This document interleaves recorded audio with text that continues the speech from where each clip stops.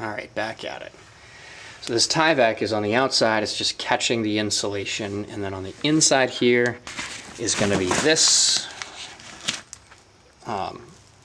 other membrane. This is the Intello that goes on this surface, and it has like a sandwich, okay?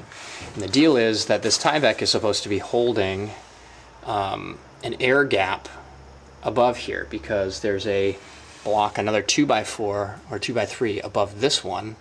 It's part of the rafter, and that 1.5 inch gap is supposed to be airspace through this volume.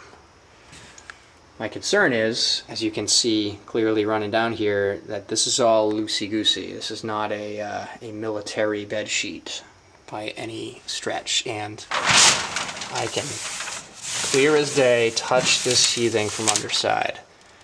I'm not pushing hard, and Tyvek doesn't stretch very much. I'm all over the sheathing. Look at how far this one is moving, all over the sheeting.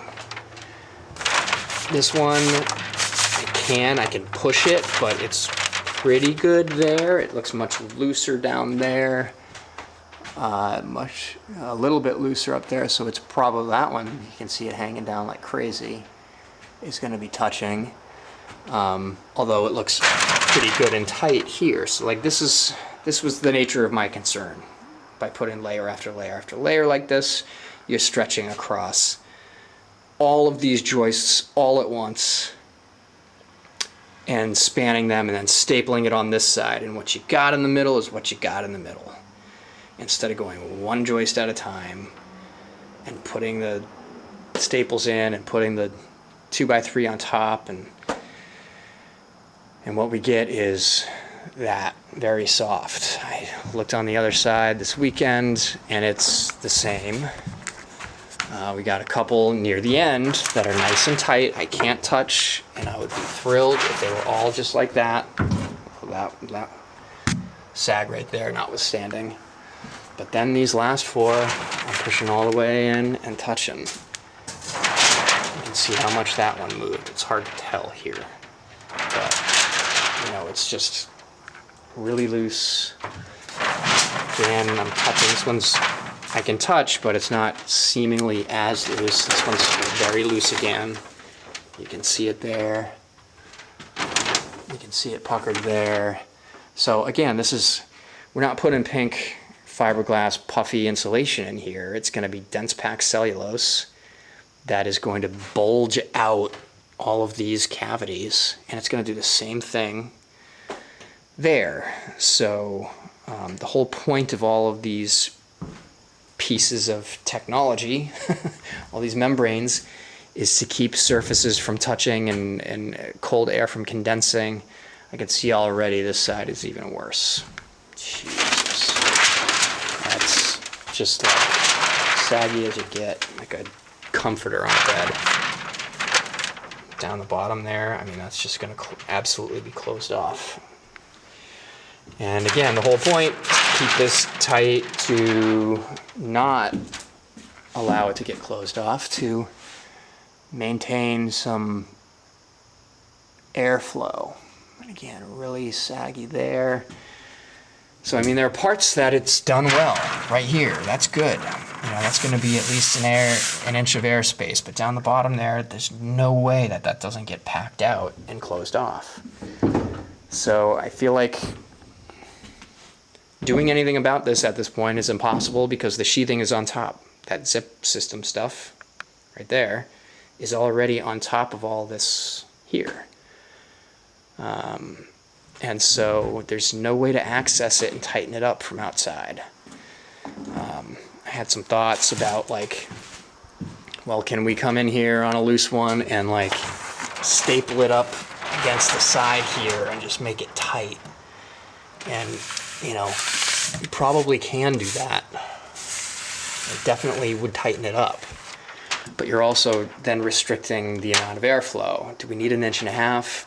Probably not. You just don't want stuff touching to create that condensation. So it's just a lot more work and something else to do, and we didn't need to do this. So you can see that the sheathing is already on.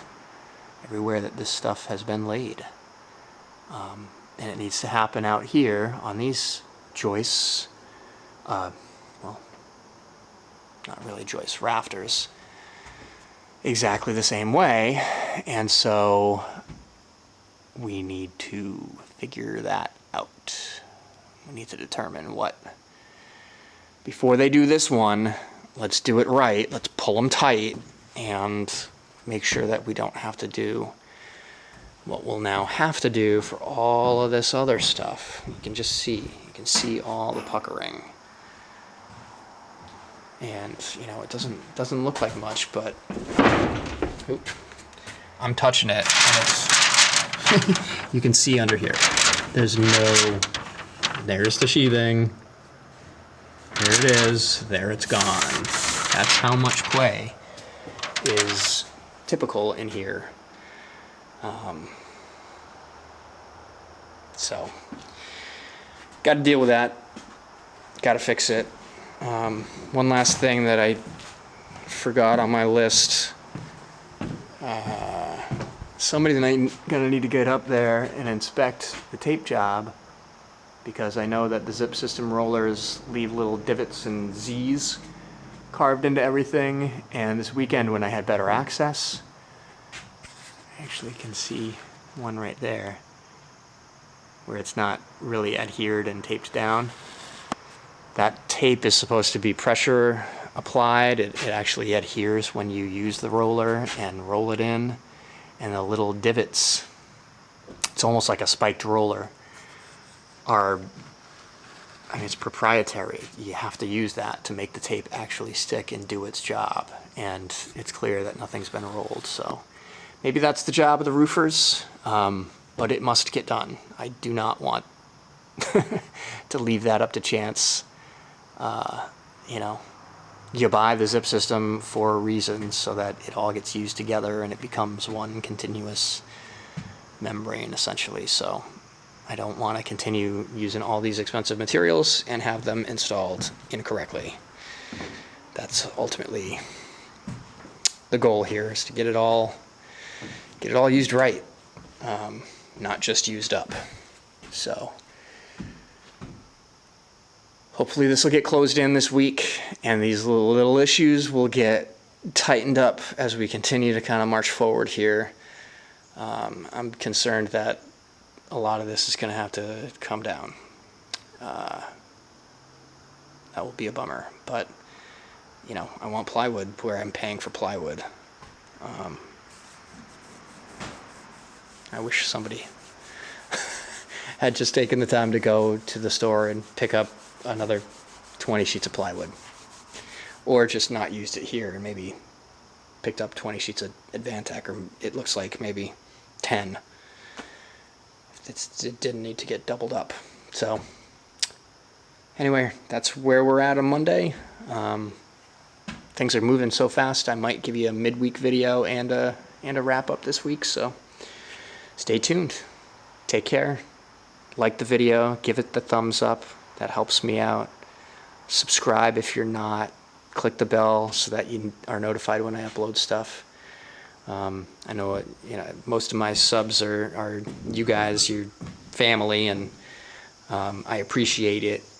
And you'd be interested if you knew each day that I was putting something out. So that's the easiest way to do it, rather than me hounding you. I don't want to do that. Just click the bell, and then you'll get a notification when there's something new to find out about what's going on here. Did a little mowing this weekend. Just trying to keep the property lines and accessible sites, the well down there, accessible.